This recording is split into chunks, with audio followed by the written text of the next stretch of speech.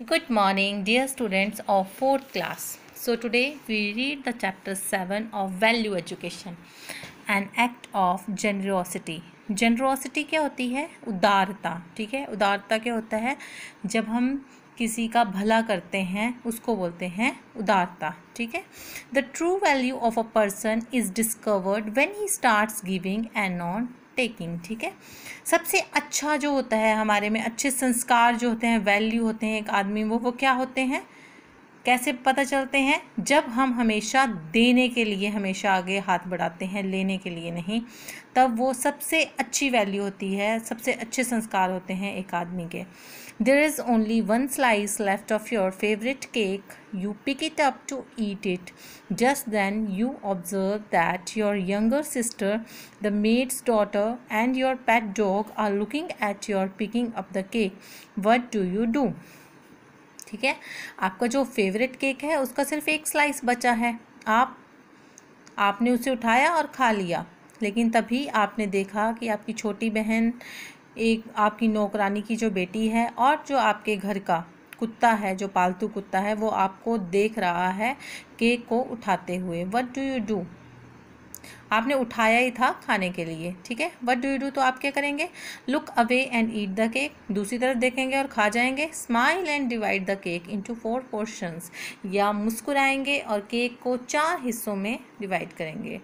तो an act of generosity के base पे आपको क्या करना है? आपको स्माइल करनी है और हमेशा बांट के खाना है. ठीक है, ये आपकी आदत वैसे होनी चाहिए प्यारे बच्चों, कि जब भी आप कुछ खाएं आप अपने छोटे भाई बहनों से या सबके साथ मिल बांट के खाएं.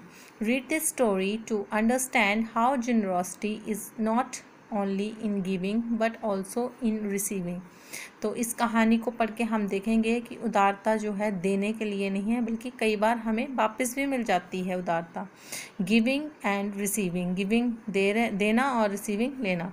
One day a prophet Mohammad sat with his disciples. ठीक है, तो एक बार जो थे मोहम्मद जो थे, ठीक है, वो अपने अनुयायियों के साथ जो है बैठे थे. An old lady enter the tent. तो एक बूढ़ी औरत जो है उसने टेंट में प्रवेश किया. He was not very rich. वो बहुत अमीर नहीं थी.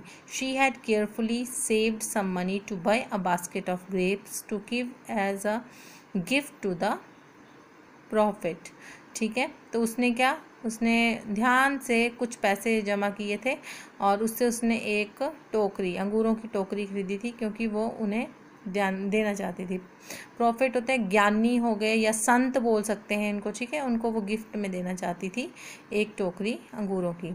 She carried the basket with her as she enter the room and sat down.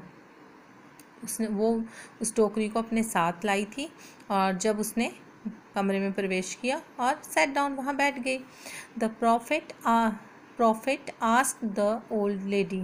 ठीक है, जो संत था उसने बूढ़ी औरत को कहा, what is it that you have in your basket? ये क्या है जो तुम्हारी टोकरी में है? Rejoiced at the inquiry the old lady took out a bunch of grapes and offered it to the prophet. खुशी से जब उसको पूछा उन्होंने, तो उसने क्या किया, बूढ़ी औरत ने एक गुच्छा उठाया अंगूरों का और उसे संत को दिया. He plucked a few grapes and began eating them. उन्होंने कुछ अंगूरों को तोड़ा और खाना शुरू कर दिया. The old lady was dilated when the profit finished eating all the grapes that were in the basket. जो बूढ़ी औरत थी वो बहुत खुश हुई जब उसने देखा कि संत ने सारे ही अंगूर जो टोकरी से थे वो सारे के सारे खा लिए. The disciples were surprised at the strange and unusual behaviour of the profit. जो उसके अनुयायी थे, ठीक है, वो बहुत ही आश्चर्यचकित थे उनका अजीब सा और असामान्य से इस बर्ताव के लिए जो उस संत ने किया. They had expected him to share the grapes with everyone as he always did. वह एक्सपेक्ट कर रहे थे, उनसे ये चाह रहे थे कि वो सबके साथ उन अंगूरों को बांटते, क्योंकि वो हमेशा ऐसा करते थे. When the old lady left they asked the profit why he had not done so. जब वो बूढ़ी औरत चली गई तब उन्होंने उनसे पूछा, संत से पूछा कि उन्होंने ऐसा क्यों नहीं किया. द प्रॉफिट से रिप्लाइड, संत ने उत्तर दिया, if I had distributed the grapes, I would have had to give the old lady some as well. अगर मैं इन अंगूरों को बांटता तो मुझे उस बूढ़ी औरत को भी देने पड़ते. If she had eaten the grapes, she would have known that they were sour. और अगर वह उन अंगूरों को खा लेती तो उसे पता चल जाता कि वे अंगूर क्या थे, खट्टे. And would have felt sad. और वो शायद वो दुखी हो जाती. ठीक है. She had generosity spent her money in giving me this gift. तो उसकी ये उदारता थी कि उसने अपने सारे पैसे जो हैं वो मुझे ये तोहफ़ा देने के लिए खर्च कर दिए थे. I had to return the generosity of her act by receiving her gift without hurting her feeling. इसलिए मैंने इस उदारता को वापस उसे दिया. कैसे? जो उसने गिफ्ट दिया था उसको उसने बताया नहीं, और जिससे कि उसकी फीलिंग्स जो थी, जो वो खुशी थी उसके चेहरे पे कुछ देने की, वो जो है वो हर्ट नहीं होती, वो दुखी नहीं होती. इसलिए the disciples bowed their heads in praise of the prophet. और जो सारे अनुयायी थे उन्होंने अपना सिर जो है श्रद्धा से ज्ञानी जो था या जो संत थे उनके आगे झुका दिया. ठीक है. बॉड होता है झुकाना. तो ये है आपकी स्टोरी. देखो उन्होंने कितना अच्छा किया ना कि उसको उसको मतलब ऑफ़र नहीं किया तो उसको पता भी नहीं चला. ये हमारी भी है एक स्टोरी शबरी के बेर वाली, वो आपने सुनी होगी. ठीक है. जब रामचंद्र जी शबरी के पास आए थे तो उन्होंने भी उन्हें बेर खिलाए थे और वो भी चख के खिला रहे थे. लक्ष्मण जी तो इससे बहुत ही गुस्सा हो गए थे कि वो जूठे बेर खिला रही है, लेकिन श्री राम जी बहुत प्रसन्नता से उन बेरों को खा रहे थे. क्यों खा रहे थे?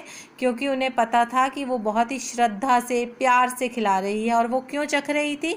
वो ये देखने के लिए चख रही थी कि कोई खट्टा जो है बैर वो श्री राम जी को ना खिला दें, क्योंकि वो उनकी सच्चे मन से श्रद्धा से जो है उनकी पूजा करती थी. ठीक है. तो ये उदारता जो है सब बच्चों में अच्छे से होनी चाहिए. Helping hand. ठीक है. उदारता का मतलब होता है हेल्प करना, चाहे वो अपने फ्रेंड्स हों, चाहे आपके ग्रैंड पेरेंट्स हों या आपके पेरेंट्स हों. आप किसी भी तरीके से अपने आसपास के लोगों की हेल्प जो है कर सकते हैं. Okay. That's it for today. Thank you and have a nice day students.